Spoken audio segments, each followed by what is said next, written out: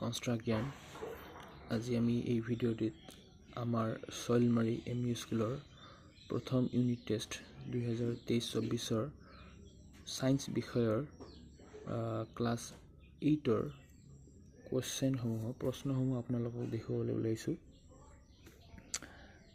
ইয়াত এইটো এটা মডেল কোৱেশ্চন হয়, আপোনালোকে চাব পাৰে। আপোনালোকৰ স্কুলতো এনেকুৱা ধৰণৰ কোৱেশ্চন থাকিব পাৰে। কোৱেশ্চনবোৰ মানে 1 নম্বৰী আছে, ইয়াত কেইটা 10টা আছে এক নম্বৰী প্ৰশ্ন। তাৰপিছত 2 নম্বৰী আছে কেইটা 5টা আছে। তাৰপিছত আমাৰ 3 নম্বৰী আছে 2টা।